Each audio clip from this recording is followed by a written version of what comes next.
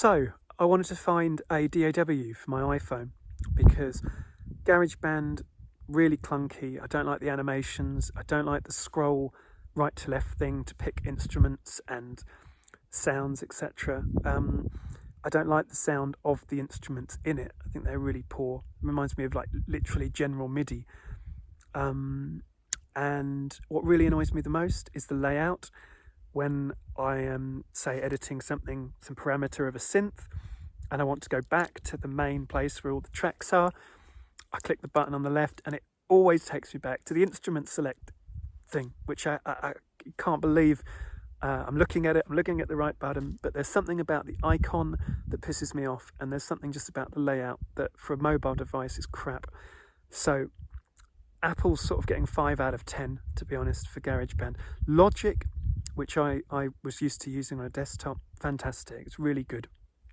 But GarageBand needs bringing up again from the ground floor. It needs to be rebuilt, and it needs to have better sounding instruments in it, and it needs to have a little bit more of a pro layout. You know, there's no harm in making a DAW like a DAW. I don't know why Apple always want to put these sort of animated drop downs and all that kind of stuff on. It's just kitsch and not very good for when you're actually trying to work. So the next DAW I looked at was Audio Evolution. Never heard of it, found it on the App Store, and it seemed to look like a good DAW.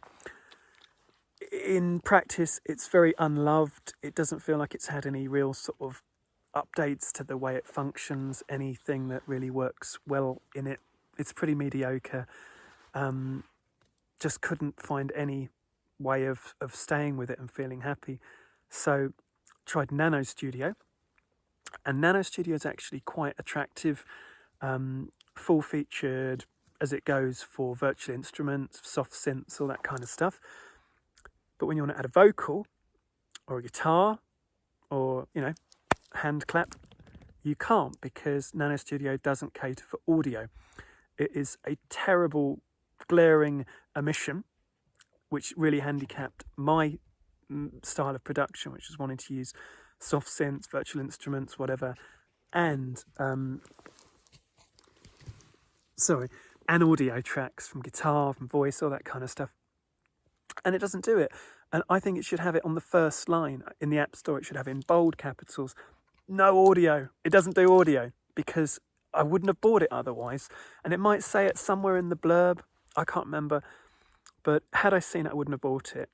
And now that I have bought it and you can't get a refund, I feel swizzed. So Nano Studio seriously needs to have some audio capability. Even people who make dance music need, you know, they have like a singer on it, or you have a vocal, you have something. It's crazy. Yeah, it really is. I can't believe they charge money for something that doesn't let you use audio, even in the most basic way. So I moved on. Roland Zen Beats. It kind of does a bit of everything. You can use audio, and the sounds that Roland gives you, you know, they're Roland, they're okay, they're pretty good. But I just don't feel any attraction to booting it up and working in it. And it would be better in a way had Roland just made the instruments available as AUs, or if you bought it, that you had the chance to use the instruments as AU3s or whatever they're called inside another DAW program, because the instruments are quite good, but it's not worth it for the DAW. It's just not that exciting. And Roland, if you want to buy other things in their store, you don't get the adult sort of menu of this costs $1.99 or whatever. You have to pay in points. So if you want something, you have to pay 4 points.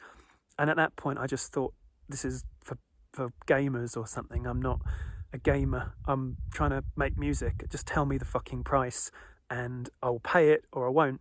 But I don't want to translate from points. Sorry, my phone was just telling me low battery. So moved on to Korg Gadget. It's a bit like Roland Beats. Good sounding instruments. You can do audio tracks in a very simple way.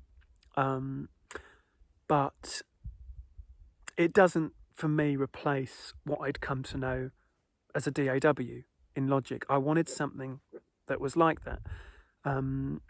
So I started using Cubasis 3, and I wish I had bought it first.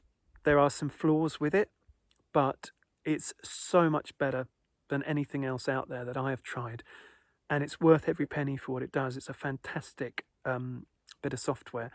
I have a little bit of a bad history with Cubase. I'd used Cubase SX, I think it was, and I found it had a way of deleting certain files that I'd tried to make. You moved it in the inventory or whatever it's called. I'd come back and the file was missing basically, and I just thought that was really bad.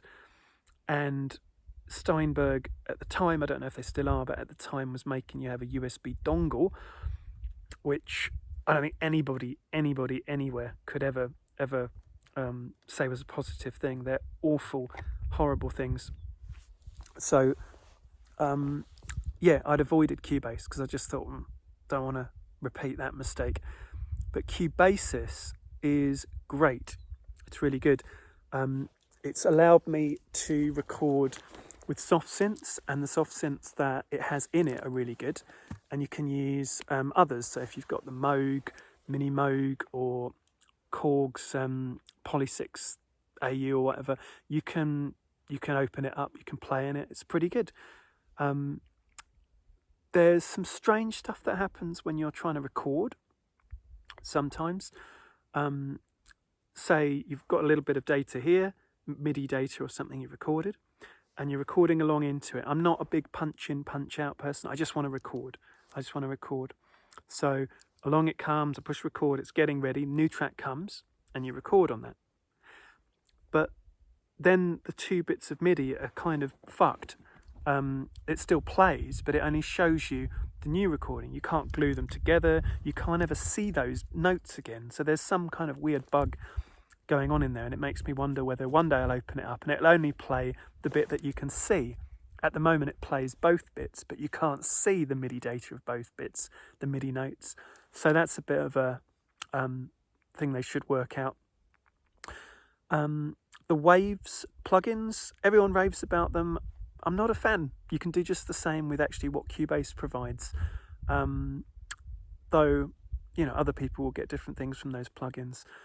The only thing that I really want to see in the future urgently is a duplicate button. If you've got like a loop and you've got all your tracks, 6, 7, 8 tracks worth of sound, and that's looping, and you want to make a copy of that. So you can make, like, say you've got a verse, you can make another verse with the same material, more or less. Doesn't exist. You have to select every little bit, push copy, line up the little start bar thing, and then push paste, and you have to make sure you've got the right track lane. And that's too many movements, it's too many prodding things, especially on an iPhone. It's just too much work. So can we have a duplicate button, please, Cubasis? Otherwise, though, it has solved my problems, and it's an inspiring piece of software to actually use. I make songs, I make electronic music, I make a bit of everything, and I can do all of that in Cubasis as I could do all of that in Logic. So it's been a really good find. I wish I'd found it first. Would have saved me some money and a lot of time. Other people will require different things, but I would say as an all-rounder, Cubasis is the only contender that I have found on iOS, the only one. I don't have an iPad. I know there's other stuff for iPad, but for iPhone, Cubasis is all I've been able to use and feel satisfied. And the sounds, the soft synths in it are good. The effects in it are good. So even with your phone's internal mic and no keyboard, you can just use the little keyboard on the screen, you can make tracks, you can record sounds. Works for me.